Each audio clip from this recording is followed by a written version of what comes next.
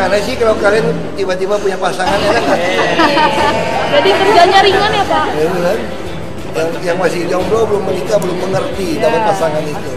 Warga Jakarta itu kalau menurut saya itu warga yang sangat-sangat komunikatif, ya, sehingga persoalan-persoalan apapun juga itu bisa kita pecahkan dengan dialog.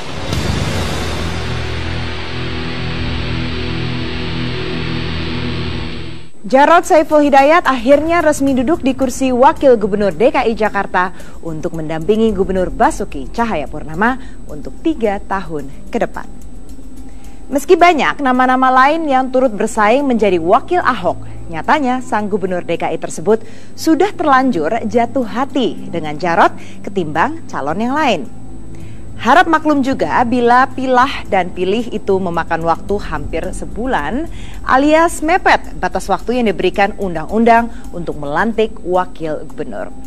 Karena pilihan Ahok juga menunggu restu Megawati Soekarno Putri, Ketua Umum PDI Perjuangan.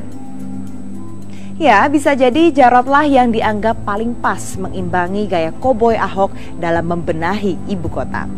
Apalagi Jakarta adalah etalase republik ini yang belum lepas dari masalah banjir, macet, dan masalah PKL.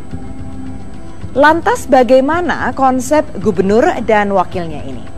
Tim Realitas mengikuti agenda Gubernur DKI Jakarta yang padat sebelum dibantu wakilnya dan juga merekam kegiatan Jarod sehari sebelum dilantik menjadi wakil gubernur.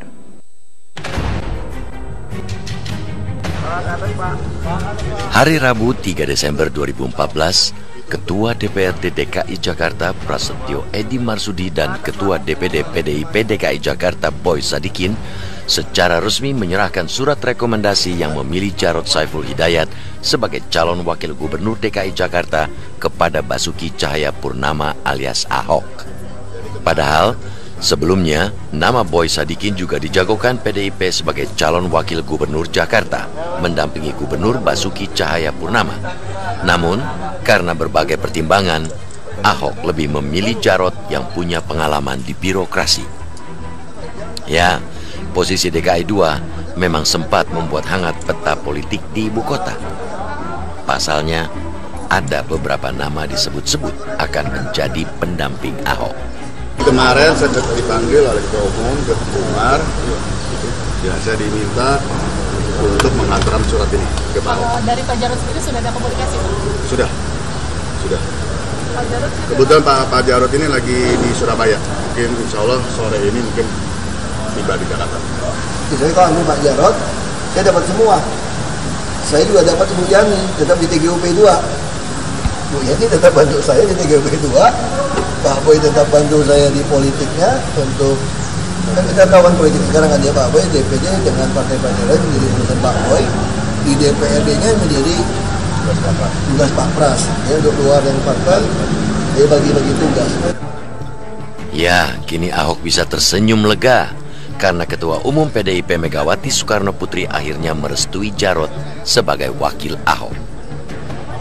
Ada pertimbangan-pertimbangan khusus ya, baik dari Pak Ahok ya maupun dari Ibu Mega.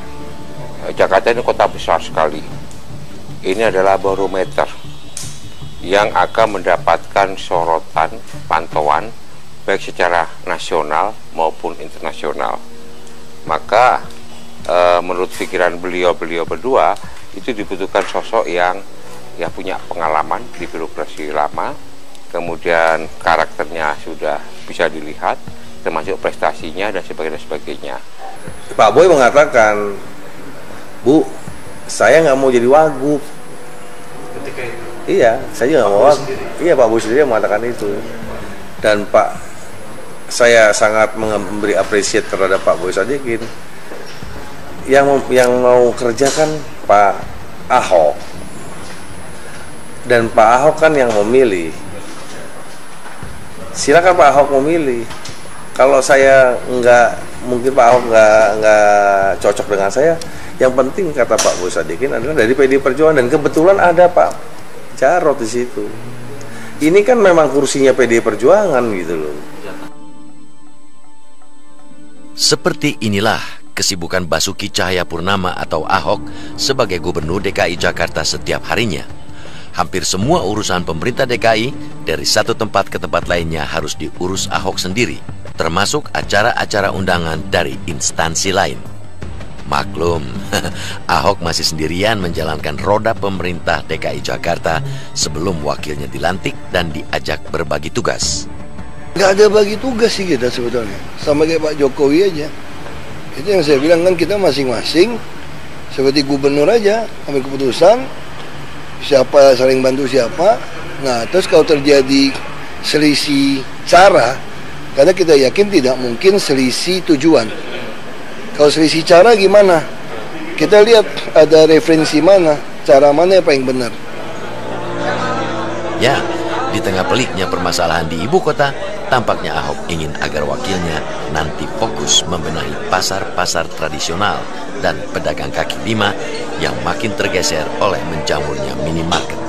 Memang pada dasar itu kita semua pengen batasin, cuma kan mesti lihat posisi. Sekarang pasar minimarket berkembang, kenapa? Berarti kan ada kebutuhan. Yang salah di apa? Tidak ada pasar tradisional yang kita bikin bagus. Sekarang misalnya contoh, kalau barang kamu lebih mahal, mau nggak orang beli? Nggak mau juga kan. Nah, sekarang gimana caranya supaya jaringan kita bisa dapetin harga yang baik juga, servis yang baik. Tampaknya Jarotlah yang akan dipasang untuk menghadapi PKL yang sepertinya terus menjadi beban di ibu kota Jakarta. Kita pengen tiap-tiap titik ada PKL memang. Makanya nanti semua trotoar, makanya itu fungsi Pol PP mesti pendaftaran dengan kartu ATM. Jadi kita yakin ini lebih baik daripada Blitar dan Belitung. Di Jakarta kalau kamu punya tempat jualan, kaya kamu. Nah, tempat jualan yang banyak mana? Nah, seluruh Jakarta boleh kita atur, tapi mesti diatur.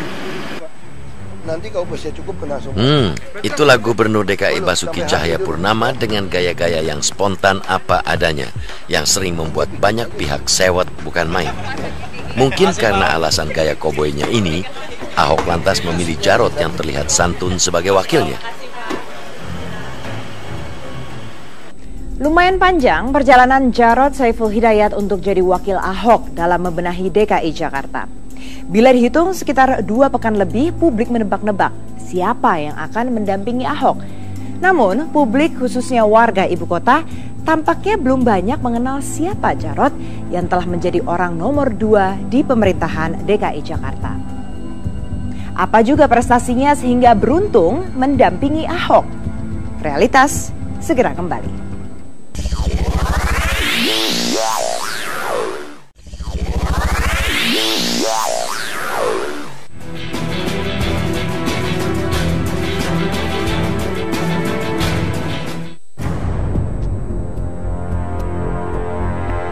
Hari Selasa 16 Desember 2014 atau sehari sebelum pelantikan, Wakil Gubernur DKI Jakarta terpilih Jarod Saiful Hidayat sudah belusukan ke kampung-kampung di Jakarta dan menemui warga ibu kota.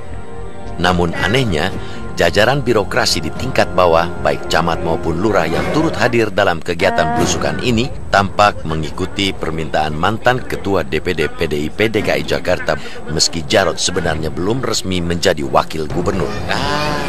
Saya memang belum dilantik, tapi kalau ingat, kepresnya sudah turun. Ya nggak?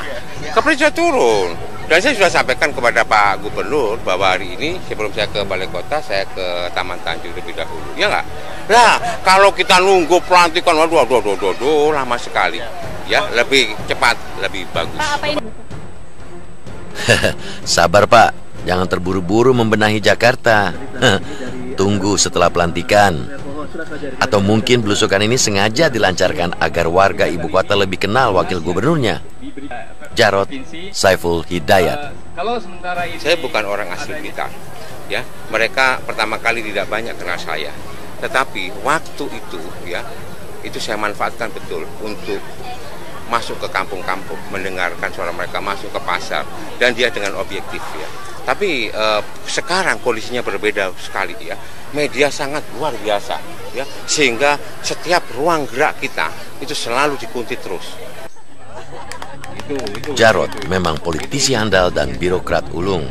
Di PDI Perjuangan, karir politiknya dimulai sejak masa reformasi saat pemilu tahun 1999. Jarod ketika itu ditunjuk sebagai Ketua Satu Panitia Pemenangan Pemilu Daerah PDIP Jawa Timur dan hasil kerjanya mengantar Jarod duduk sebagai anggota DPRD Provinsi Jawa Timur dengan jabatan Ketua Komisi A. Selesai menjabat anggota DPRD Jawa Timur, pria kelahiran Magelang, Jawa Tengah ini menduduki kursi wali kota Blitar selama 2 periode atau 10 tahun.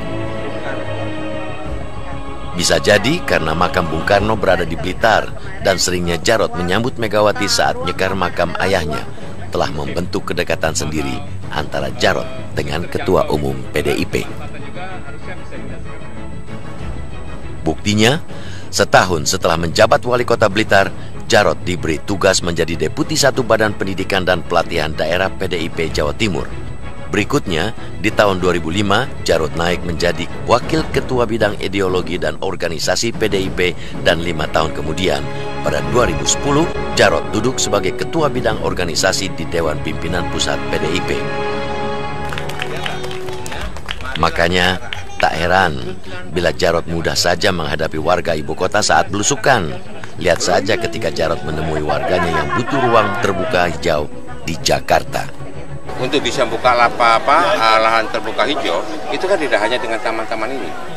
Ya, saya sudah sampaikan, nanti kita instruksikan untuk tempat-tempat parkir, ya, yang ada di instansi, ya, di mall dan sebagainya, itu kita ganti dengan paving block atau polyblok, sehingga pori-pori tanah itu terbuka, sehingga air itu tidak langsung gelontor begitu, tapi betul-betul bisa terserap, ya, ke bawah. Tak cuma handal dalam politik, Jarod juga dinilai piawai menjadi birokrat. 10 tahun menjadi wali kota Blitar cukup menjadi bekal Jarod menjabat wakil gubernur mendampingi Ahok. Faktanya, meski belum dilantik menjadi gubernur tapi sudah belusukan, Jarod tetap menyampaikan laporan pandangan matanya ke Pak Gubernur usai bertemu warga di Pasar Minggu.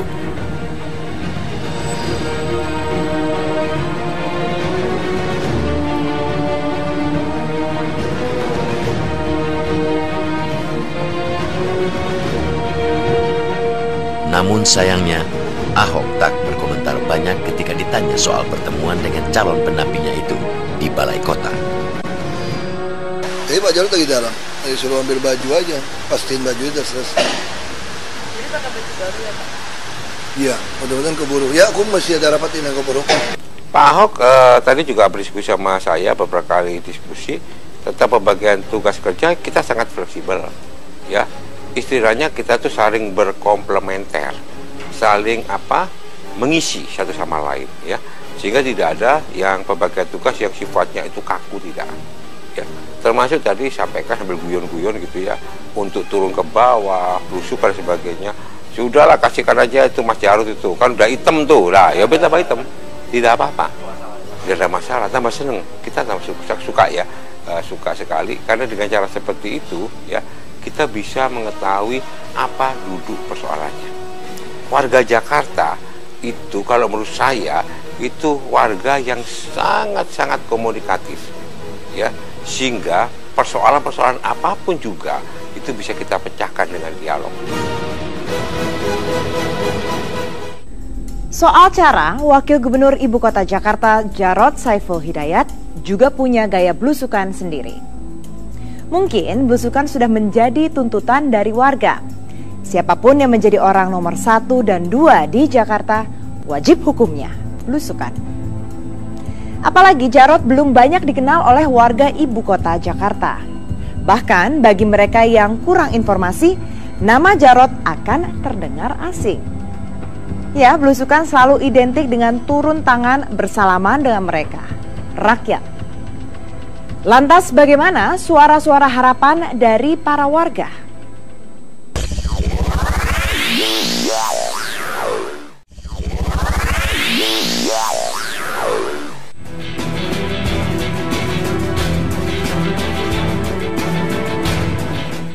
Tahu Pak Jarod? Jarod itu. Jarod yang itu kan ada tuh Pak Jarod yang itu yang kejadian yang apa Pak Jarod itu Pak? Iya, Kang Masjid sini ada. Yang pos PDI. Bukan, Pak Jarod Wakil Gubernur DKI. Oh, wakil gubernur belum.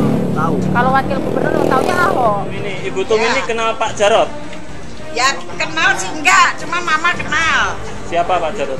Pak Jarot kan dari Blitar, mau jadi wakil gubernur, katanya mau dilantik hari ini. Ya, karena saya baca koran taunya. Pak Jarot yang di mana itu? Yang di? Belum. Jarot Saiful Hidayat.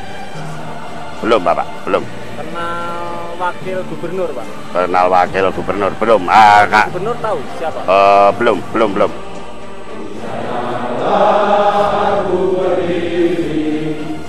Hari Rabu 17 Desember 2014, seperti inilah suasana pelantikan Wakil Gubernur DKI Jakarta, Jarot Saiful Hidayat di Balai Agung Jakarta.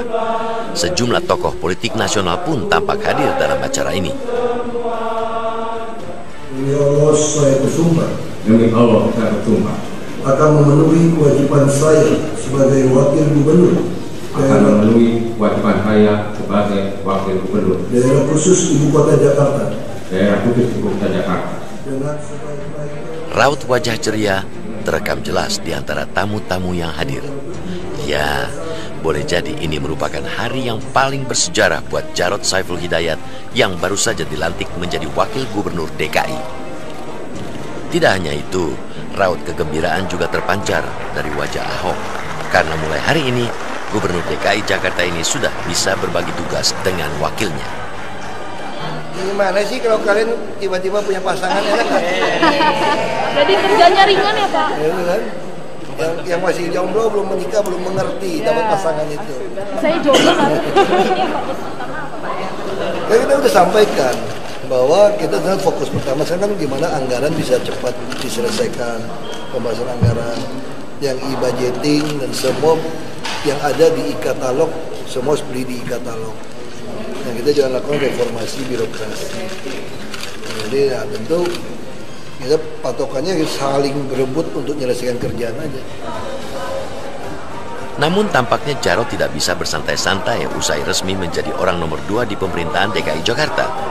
Pekerjaan rumah di ibu kota sudah menantinya untuk segera ditangani. Tugas berat harus dipikul untuk membenahi permasalahan di DKI. Apalagi musim hujan sudah di depan mata. Ya siap, tadi kan begitu berebut kerja dan tadi belum langsung dapat tugas pertama.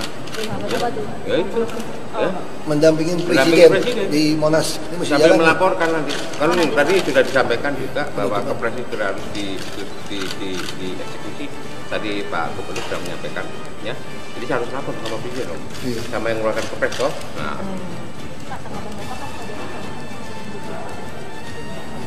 Tergantung, saya bilang kalau udah hitam mau belusukan nggak apa-apa, udah hitam tanggung lah kalian ya. Sudah ya. Ya berapa buru-buru aku mau berburu ya. Oke ya.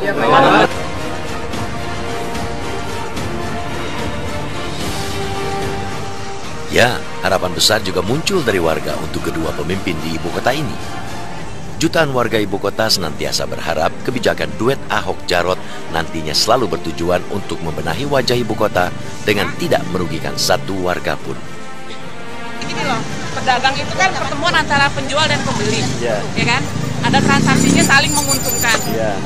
Seandainya penjualnya juga merasa dirugikan dan pembelinya masih dirugikan, ya saya rasa solusinya nggak harus digusur gitu loh. Dicari alternatif doang. Ditertibkan. Iya, ditertibkan dengan cara digusur kan tadi. Karena relokasinya kan belum tahu kayak gimana kan. Maksudnya kalau seandainya diusir nggak dikasih tempat ya kita menolak. Tapi kalau dikasih tempat, tapi tempatnya di mana dulu? Kalau tempatnya agak jauh ya nggak mau. Orang kita udah dari bertahun-tahun di sini, Mas. Cari duitnya yang kene, berdisik, pirang tahun sampai 10 tahunan yang kene. Aku nek awan nutup kok, bengi tok sampai ini kok jam 9 tok. Kalau musim nggak apa-apa, lokasinya di mana, ada tempat yang tertentu, orang bisa belanja dengan nyaman, nggak masalah. Pasti pembeli mencari tempatnya. Daripada bikin kaki lima kan kurang bagus, ya kan? Tancap gas, sepertinya itulah yang harus dilakukan oleh kedua pemimpin di ibu kota. Karena dibutuhkan keseriusan dalam menangani setiap masalah yang muncul di Jakarta. Peran serta masyarakat di ibu kota juga begitu penting demi mempercepat penyelesaian masalah yang membelit ibu kota negara ini. Pesan buat Anda, Pak Gubernur dan Wakil Gubernur, manfaatkanlah 3 tahun waktu yang tersisa di masa periode jabatan Anda agar setiap persoalan di DKI menemukan solusi dan langkah pasti. Selamat bekerja, Pak. Saya Andini Effendi bersama tim Realitas. Sampai jumpa. Sabar, sabar, sabar dan tunggu. Itu jawaban yang kami terima. Ternyata kita harus ke jalan, robohkan setan yang berdiri mengangkat.